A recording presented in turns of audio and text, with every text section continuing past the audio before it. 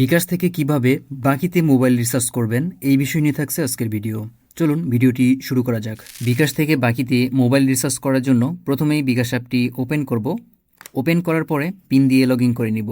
বিকাশ অ্যাপসে প্রবেশ করার পরে আমি যদি ব্যালেন্স চেক করি তাহলে দেখুন এখানে 5 টাকা 31 পয়সা রয়েছে। আমি আপনাদের লাইভ 100 টাকা বাকিতে মোবাইল রিচার্জ করে দেখাবো। ওকে, মোবাইল রিচার্জ করার জন্য মোবাইল রিচার্জ নামে যে অপশানটা দেখতে পাচ্ছেন এই অপশানের উপরে ক্লিক করে দেন। এখানে ক্লিক করার পরে আপনি যেই নাম্বারে মোবাইল রিচার্জ করতে চাচ্ছেন সেটা আপনার নাম্বার বা অন্য যে কারো নাম্বার, সেই নাম্বারটি এখানে দিতে হবে। অথবা আপনার ওই নাম্বারটি যদি কন্ট্যাক্ট লিস্টে সেভ করা থাকে তাহলে এখান থেকে সিলেক্ট করে দিতে হবে। আমি যেই নাম্বারে মোবাইল রিচার্জ করব সেই নাম্বারটি কন্ট্যাক্ট লিস্টে সেভ করা রয়েছে, সুতরাং এখান থেকে ওই নাম্বারটি সিলেক্ট করে দিলাম।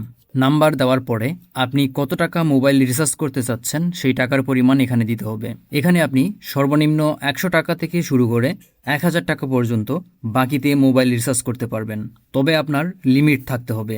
এখানে আমি সর্বনিম্ন 100 টাকা বাকিতে মোবাইল রিচার্জ করব, সুতরাং এখানে 100 দিয়ে দিলাম। টাকার পরিমাণ দেওয়ার পরে এখানে দেখুন এখানে বিকাশ সিলেক্ট করা থাকবে।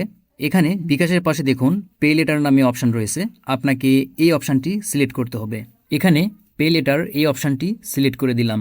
সবগুলো ঠিক থাকলে এগিয়ে যান অপশানের উপরে ক্লিক করে দিতে হবে। এরপরে এখানে দেখুন আমরা যে বাকিতে 100 টাকা মোবাইল রিচার্জ করব সেটা যদি 7 দিনের মধ্যে পরিশোধ করে দেই তাহলে কোনো ধরনের ইন্টারেস্ট দিতে হবে না, সেটা এখানে বলেছে। ওকে, আমরা এই অপশানটাই সিলেক্ট করে দিব।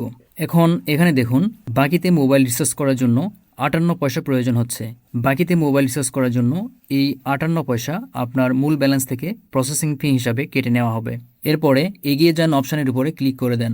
এখন যেই নাম্বারে মোবাইল রিচার্জ করতেছেন সেটা প্রিপেইড নাকি পোস্টপেইড সেটা সিলেক্ট করে দিন। এবার আপনার বিকাশের যে পিন নাম্বারটি রয়েছে সেই পিন নাম্বারটি এখানে দিতে হবে।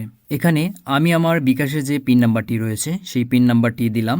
নাম্বারটি দেওয়ার পরে পিন কনফার্ম করুন নামে যে অপশানটা দেখতে পাচ্ছেন এই অপশানের উপরে ক্লিক করে দেন।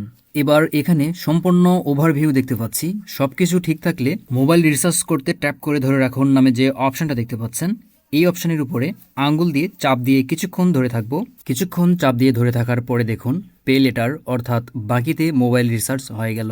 এখন যদি বলেন বাকিতে মোবাইল রিচার্জ করলাম কিন্তু এই বাকি টাকা পরিশোধ করব কিভাবে, সেক্ষেত্রে 7 দিনের মধ্যে আপনার বিকাশের মূল অ্যাকাউন্টে টাকা রাখতে হবে, ওইখান থেকে অটোমেটিক বাকি টাকা পরিশোধ করে নিবে। ভিডিওটি এ পর্যন্তই। আশা করি এই ভিডিওটির মাধ্যমে আপনাকে সাহায্য করতে পেরেছি। ভিডিওটি ভালো লাগলে অবশ্যই ভিডিওতে লাইক দিন, সেই সাথে চ্যানেলটি সাবস্ক্রাইব করুন। যারা অলরেডি সাবস্ক্রাইব করেছেন তাদেরকে অসংখ্য ধন্যবাদ।